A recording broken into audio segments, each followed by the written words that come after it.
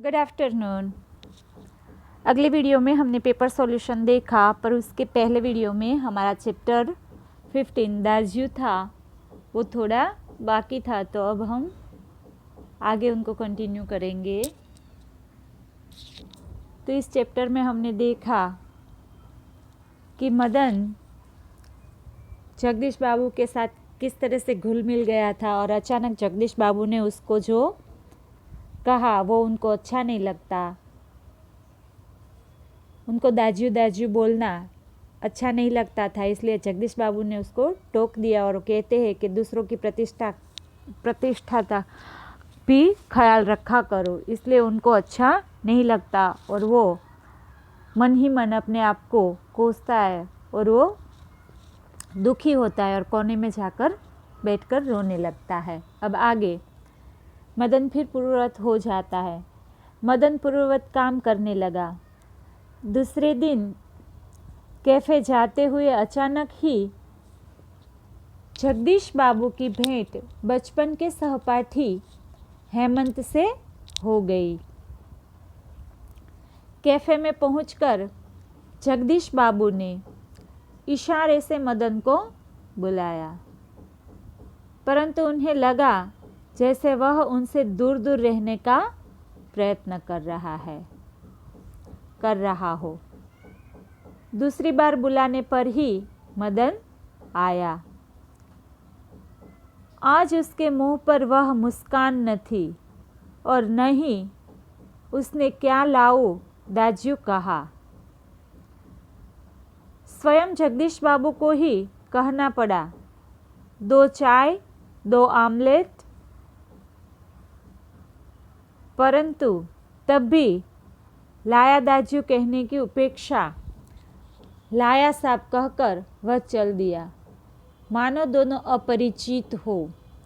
क्या हुआ, मदन को जब दाजू कहकर मदन ने जगदीश बाबू को बुलाया तो जगदीश बाबू ने उसको टोका था, उसको ये अच्छा नहीं लगता, वो बार बार उसको दाजू कहता है, तो इसलिए मदन को बुरा लगा और वो उनसे अंतर रखने लगा।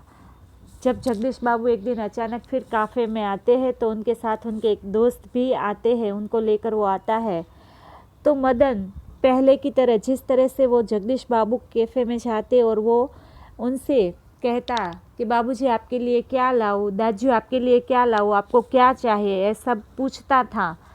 पर आज उनके चेहरे पर कोई उत्साह नहीं था। उनके आने पर भी वो बिल्कुल अजनबियों की तरह उनके साथ बर्ताव कर रहा था। जगदीश बाबू को भी ये अलग सा उनका बर्ताव, उन्होंने भी देखा कि इस तरह का बर्ताव वो कर रहा है। जब उन्होंने चाय और ऑमलेट मंगाई तब भी उसने नहीं कहा कि लाता हूँ दाजू।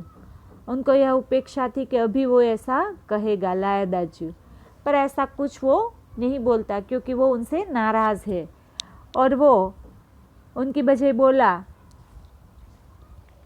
जगदीश बाबू ने जब उसको कहा तो वो बोला कि लाया साहब, ऐसा कहकर वो वहाँ से चले जाते हैं। जब पहली बार बुलाते तब भी वो नहीं आता, दूसरी बार बुलाते तब वो आता है, पर अपरिचित लोगों की तरह वो उनके साथ बर्ताव करता है। अब आगे शायद पहाड़िया है, हेमंत ने अनुमान लगाकर पूछा। हाँ, रूखा सा उत्तर दे दिया जगदीश बाबू ने और वार्तालाप का विषय ही बदल दिया। मदन चाय ले आया था। क्या नाम है तुम्हारा लड़के? हेमंत ने एहसास चढ़ाने की गरज से पूछा। कुछ क्षणों के लिए टेबल पर गंभीर मौन छा गया। जगदीश बाबू की आंखें चाय की प्याली पर ही झुकी रह गई। मदन की आंखों के सामने विगत स्मृतियों घूमने लगी। जगदीश बाबू का एक दिन ऐसे ही नाम पूछा, फिर दाजू आपने तो कल थोड़ा ही खाया, और एक दिन किसी की प्रेस्टीज का ख्याल नहीं रहता तुम्हें, ऐसा उन्होंने कहा।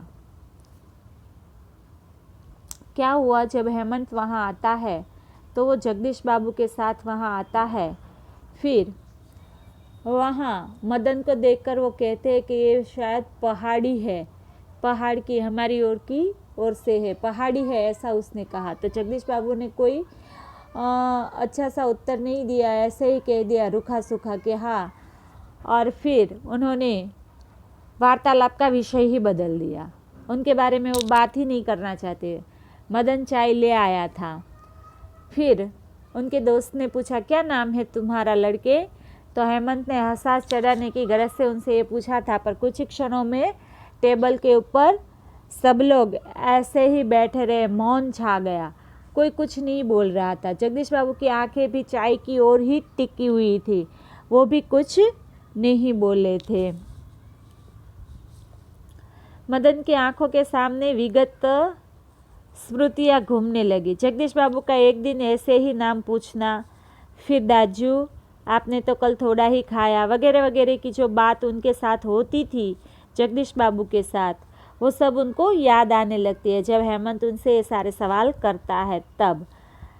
फिर जगदीश बाबू का एक दिन उसे इस तरह से डांटना, प्रेस्टीज का ख्याल नहीं रहता तुम्हें, ये कहना, ये सब उनको याद आ जाता है। फिर आगे जगदीश बाबू ने आंखें उठाकर मदन की ओर देखा। उन्हें लगा जैसे अभी वह ज्वालामुखी सा फट पड़ेगा। हेमंत ने आग्रह के स्वर में दोहराया, क्या नाम है तुम्हारा? बॉय कहते हैं साहब मुझे, संक्षिप्त सा उत्तर देकर वह मुड़ गया। आवेश में उसका चेहरा लाल होकर और भी अधिक सुंदर हो गया था। जब हेमंत उनसे दोबारा उनका नाम पूछता है तो वो एकदम गुस्से में जवाब देता है और कहता है कि मुझे सब लोग बॉय कह के बुलाते हैं, अपना नाम वो नहीं बताता, क्योंकि जो जगदीश बाबू के साथ उनका व्यवहार था वो उनको अच्छा नहीं लगा था, इसलिए वो किसी और के साथ इस तरह के कोई भी संबंध बांधना नहीं चाहता था, क्योंकि उसका दिल बहुत दुखी था। जिनको वो अपने बड़े भाई के समान मानता था, इतने प्यार से उनका ख्याल रखता था, उनके साथ बातचीत करता था, एक घुल मिल गया था एकदम अपनों सा। फिर जब एक दिन जगदीश बाबू उनको कहते हैं कि तुम्हें किसी की प्रेस्टीज का ख्याल नहीं है, तो उसको बड़ा दुख होता है, क्योंकि वो बड़े प्यार से उनको दाजू कह के बुलाता था। फिर जब जगदीश बाबू ये हेमंत ने पूछा, तब वो बॉय कहते हैं ऐसा कह के चला जाता है। जगदीश बाबू उनकी ओर देखते हैं तो लगता है कि अभी ये ज्वालामुखी की तरह अभी के अभी फट जाएगा अगर उनसे और कुछ बात की हो, पर उसके गुस्से में उनका चेहरा और भी लाल हो जाता है और वो अधिक ही सुंदर दिखने लगता है, ऐसी उनकी कल्पना है। तो हमारा चैप्टर दाजू यहीं तक है। जगदीश बाबू और मदन का जो वार्तालाप है, इसके अंदर हमने देखा कि किस तरह से मदन को जगदीश बाबू से लगाव हो जाता है, पर अचानक एक दिन जगदीश बाबू उनका दिल तोड़ देते हैं और वो दुखी हो जाता है, और फिर वो किसी और के साथ कोई भी अपनेपन सा रिश्ता बनाना नहीं चाहता, इसलिए वो हेमंत को अच्छी तरह से कोई जवाब नहीं देता और जगदीश बाबू की कही हुई बातें उनको सारी याद आ जाती है। तो ये हमारा चैप्टर यहीं तक था, यहाँ समाप्त होते हैं। आगे हम इस चैप्टर की एक्सरसाइज करेंगे। पहले इस चैप्टर के शब्दार्थ टिप्पणी जो आपको पर्यायवाची शब्द के तौर पे भी पूछे जा सकते हैं। शक्काफ तो उलझी उनका अर्थ है। मीनू यानी व्यंजन सूची, जिन्हें हम मेनू भी बोलते हैं हमारे भाषा में। मेनू देखा तो उनको बोलते हैं मीनू यानी व्यंजन सूची। निसंग अकेला, जनशदमय, शोरगुल युक्त, जहाँ बहुत ज़्यादा शोर होता है ऐसी जगह। हिम यानी बर्फ, व्यू यानी बर्फ, व्यू, हिम और व्यू दोनों का मतलब बर्फी होता है। अहम यानी घमंड, प्रेस्टीज यानी इज्जत, वेदना यानी पीड़ा। ये थे हमारे शब्दार्थ। अब आगे है मदन का गांव किस पहाड़ी क्षेत्र में था? अल्मोड़ा। कहानी के अंत में नए ग्राहक हेमंत को मदन ने अपना नाम क्या बताया?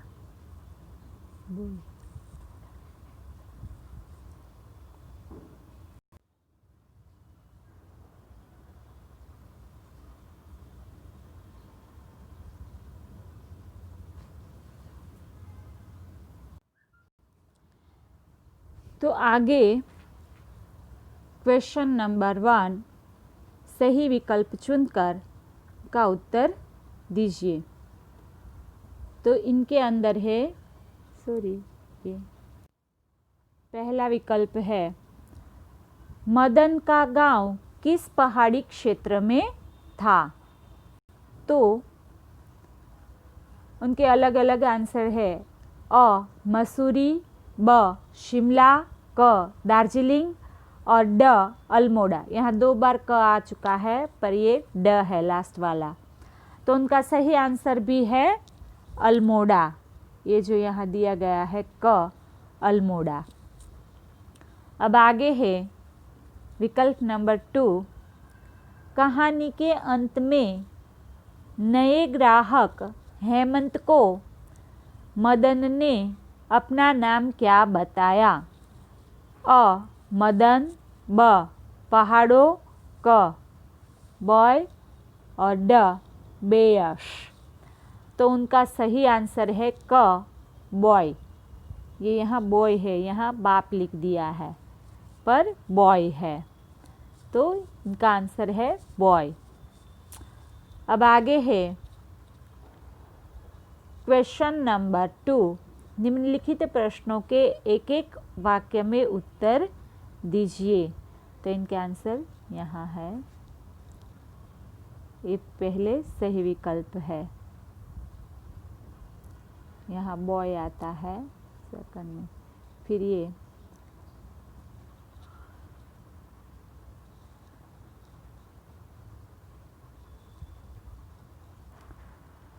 पहला क्वेश्चन है मदन का गांव किस पहाड़ी क्षेत्र में था। तो उनका आंसर है मदन का गांव अल्मोड़ा के पहाड़ी क्षेत्र में था। दूसरा क्वेश्चन है नए ग्राहक हेमंत को मदन ने अपना नाम क्या बताया। तो यहाँ इनका आंसर है सेकंड क्वेश्चन का और सेकंड विकल्प का भी। नए ग्राहक हेमंत को मदन ने अपना नाम बॉय बताया। आगे है क्वेश्चन नंबर 3 जगदीश बाबू के व्यवहार से मदन को चोट क्यों लगी। तो उनका आंसर है जगदीश बाबू के व्यवहार से मदन को चोट पहुंची क्योंकि अपने प्रति उसके अपनत्व पर प्रहार किया था। इस बात से उनको बहुत बड़ा दुख हुआ था। आगे है क्वेश्चन नंबर 3 निम्नलिखित प्रश्नों के सविस्तार उत्तर दीजिए। तो उनका पहला क्वेश्चन है जगदीश बाबू को पहले नए शहर आकर कैसा लगता था। तो उनका आंसर है जगदीश बाबू अपने गांव से बहुत दूर के शहर में आए थे। वे अकेले थे। यहाँ का वातावरण उनके गांव के वातावरण से भिन्न था। गांव में यहाँ के चौक जैसी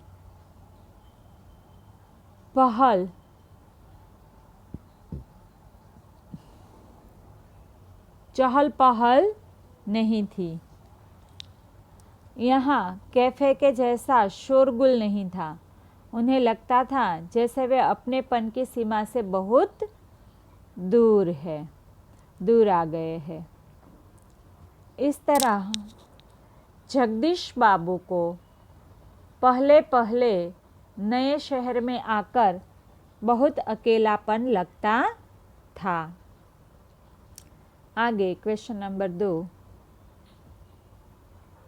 प्रारंभ में जगदीश बाबू का व्यवहार मदन के प्रति कैसा था? आंसर,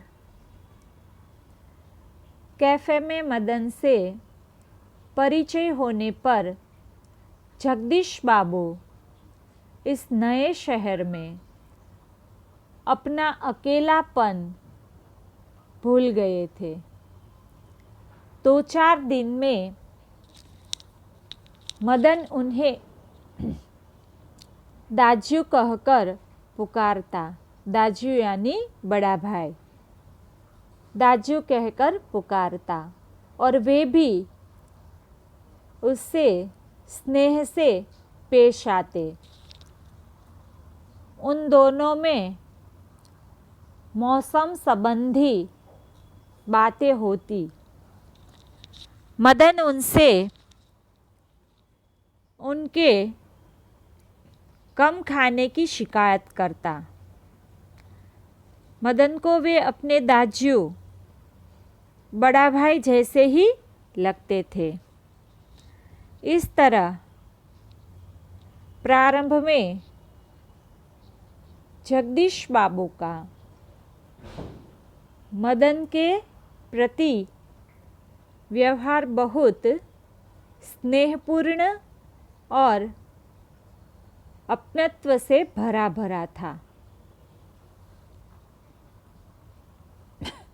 आगे क्वेश्चन नंबर 3। जगदीश बाबू ने मदन को दाजू कहने पर क्यों डांटा? आंसर, आरंभ में मदन को अपने क्षेत्र का लड़का समझकर जगदीश बाबू को बहुत अच्छा लगा था।